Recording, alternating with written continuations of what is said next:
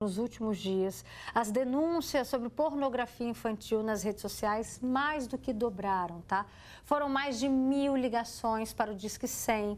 Já a organização não governamental, a SaferNet, que pesquisa crimes na web, também registrou um aumento de 114% nas denúncias sobre esse assunto. E a gente vai debater agora aqui também no nosso programa, né? Como que você de casa denuncia? Você sabe qual é o caminho? Vem cá, participa com a gente. A gente recebe a psicóloga Juliana Giuliatti, o advogado criminalista Dr. Rivelino Amaral. Muito obrigado pela presença de vocês. E a Giane tem uma filha, 5 anos. Como é que você está acompanhando toda essa história, toda essa polêmica? Giane, boa tarde. Boa tarde. Então, eu estou olhando muito a rede social, principalmente por conta da minha filha.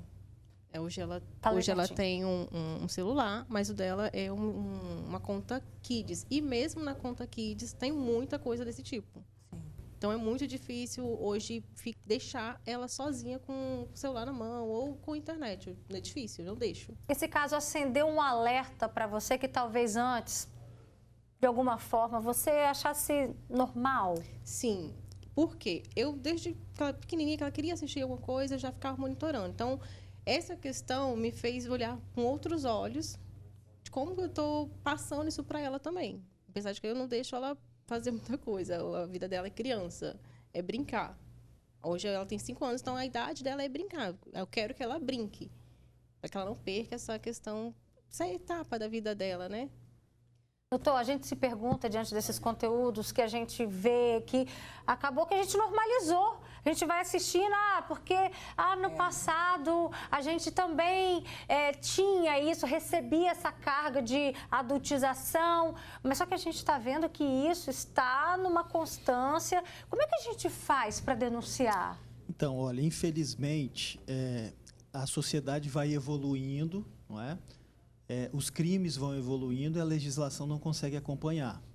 Hoje, não é crime a adultização. O que é a adultização? É expor criança ou adolescente a fazer uma dancinha, a colocar uma roupa sensual, a se maquiar de forma parecida com um adulto. E isso não é bem-vindo, não é um bom comportamento para a sociedade. Tem projetos de lei, mais de uma dezena, tentando criminalizar essas condutas. Mas hoje não é crime. Nem se tiver esse lado sensual... Não pode ter. E hoje não é crime, ainda não é crime. Por quê? Porque a lei não consegue se adequar à nossa evolução. A gente está evoluindo muito rápido. Às vezes até involuindo, andando para trás. Isso é um passo para trás que a gente está dando. Quer dizer, uma exposição desnecessária que vai causar prejuízo para essas crianças e para esses adolescentes.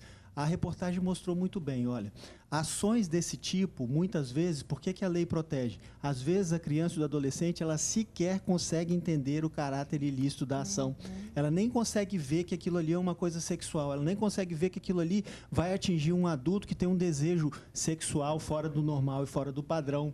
Então, às vezes, ela nem consegue entender. Por isso que a lei tenta punir essas pessoas, tenta diminuir a incidência de crime dessa natureza. Essa matéria foi muito importante, como chama a pessoa que fez o comentário? O influenciador, ele trouxe essa discussão para todos nós e fez os projetos de lei andarem. Já tem um projeto de lei aprovado no Congresso Nacional, já surgiu no Senado, precisa passar pela Câmara dos Deputados e efetivamente ser aprovado pelo Presidente da República. E a gente precisa fazer com que isso seja inserido no Código Penal. Enquanto não for, a gente fica tentando fazer, Roberta, uma adequação ao que fala o Estatuto da Criança e do Adolescente. Existem penas no Estatuto da Criança e do Adolescente para proteger as crianças de 6 anos, de 8 anos, para essas exposições, mas não é um texto específico para essa exposição e precisa ter. O que as pessoas, respondendo a sua pergunta, o que as pessoas precisam fazer? Em primeiro lugar, nós pais precisamos ficar atentos. A gente precisa ficar olhando a rede social do nosso filho, a gente precisa olhar o celular. E quando você perceber alguma coisa, o caminho é você comunicar imediatamente à delegacia mais próxima, para tentar alcançar essas pessoas que estão produzindo, ou até mesmo os próprios sites. A internet não é terra sem lei. Existe lei para estabelecer os limites das pessoas. E o Estado, através do Poder Judiciário, vai limitar essas ações, vai tirar essas redes sociais do ar, como aconteceu e como a matéria mostrou. Agora, o doutor Rivelino falou muito bem, então não é crime ainda, né? Ainda não é. A gente faz uma adequação no que diz o Estatuto da Criança e do Adolescente, mas é uma coisa muito incipiente. Às vezes, um juiz vai entender de uma forma, outro juiz vai entender de outra. Por isso que a lei é importante, para que a lei possa fixar de que forma que nós, sociedade, estabelecemos que aquela conduta é criminosa e quem cometer aquele crime vai ser punido de tal forma. Ainda não tem isso e é preciso ter. A lei é importante, a fiscalização dos pais também é importante, só que a gente que também veio de uma carga já, de um processo de adultização, se a gente olhar os programas de antigamente, as músicas que antigamente a gente também dançava, como é que a gente faz, Juliana, para a gente evoluir nesse filtro e não normalizar isso? Como é interessante, né, você falar o normalizar, porque a gente se acostuma com aquilo que é até ruim. Né? O ser humano, ele se adapta até com aquilo que é ruim. E nós pais, né? Olhando aí para o passado, vendo as danças que a gente fazia, que às vezes a gente não tinha consciência, os riscos que a gente tinha também, que não era visto, às vezes até pelos nossos pais. E muita coisa era colocada assim, debaixo do tapete, às vezes que acontecia entre a família, porque esses abusos acontecem grande parte dentro da família. Hoje, com as redes sociais, nós vemos em grande escala. Que bom que as denúncias começaram a aparecer cada vez mais. E a gente não pode ter medo. Se existe alguma dúvida, nós devemos denunciar imediatamente. E nós, na nossa responsabilidade enquanto adultos saudáveis, a gente tem que ficar de olho o que os nossos filhos estão vendo. Qual a senha do celular do meu filho? Como monitorar o meu filho? Porque o que acontece na infância, Roberta, não fica só na infância. Vai reverberar para o resto da vida dessa pessoa. Daqui a pouquinho você conta então pra gente quais podem ser as consequências dessa adultização. Porque talvez você vai falar assim, ai gente, que exagero, nossa, na minha época a gente dançava tal música, na minha época a gente brincava de tal coisa. Vocês estão exagerando. Calma que daqui a pouquinho a Ju vai falar pra gente quais podem ser essas consequências na vida de uma criança. Pensa lá na frente também. Agora, Giane, ela falou da coragem de denunciar. Você já teve coragem de emitir sua opinião sobre esse assunto em alguma situação? Não exatamente. Principalmente que... Fala bem pertinho do microfone. Não exatamente, porque principalmente minha filha estuda em escola pública. E a escola pública incentiva muita coisa, principalmente a sexualidade da criança. E ela está na creche ainda. Teve um caso recente, até na creche onde ela está estudando, que eu cheguei lá, ela estava ouvindo umas músicas que eu fiquei assim, gente, não tem noção. Não condiziam com a idade dela, nem com a idade, com o ambiente, com nada.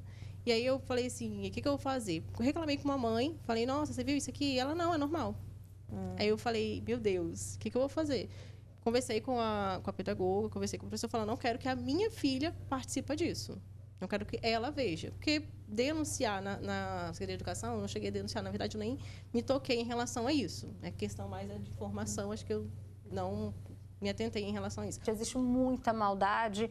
É a nova rua, né, gente? Antigamente, brincar na rua, a gente já tinha ali, né, os cuidados que a gente tinha que ter. A mesma coisa, a internet é a nova rua.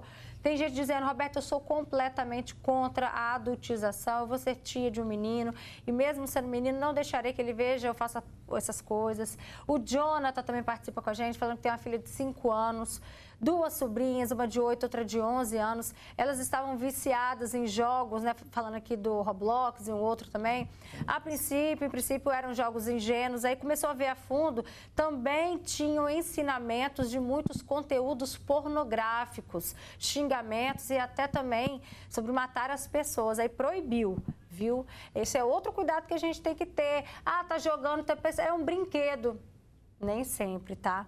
Boa tarde, eu acompanho também o WhatsApp, vou monitorando tudo. Vejo alguns pais pulando algumas fases das crianças. Vejo crianças, meninas de 3 anos, com unha grande, boca de batom, esmalte vermelho, menina de 7 anos que não sabe, né, às vezes, aquele comportamento proporcional àquela idade. Enfim, crianças têm fases importantes. Aí a pessoa ainda fala que vai com calma, gente, evite roupas extravagantes em crianças, criança não é adulto. Vamos lá, Ju, interessante esse comentário para você falar para a gente até onde é uma vaidade de uma criança que às vezes quer ver o espelho da mãe passando o batom e que a mãe pinta a unha, às vezes aquela criança também quer pintar a unha, e até onde passa a ser uma adultização. A gente tem que tomar cuidado com os excessos.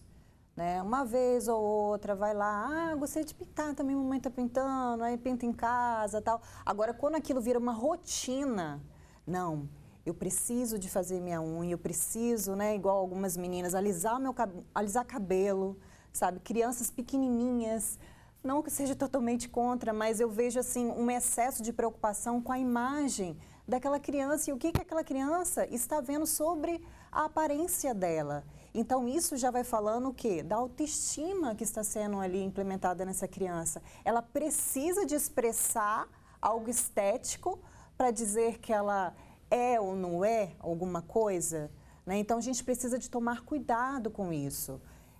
Você falou sobre a questão dos prejuízos que isso pode causar.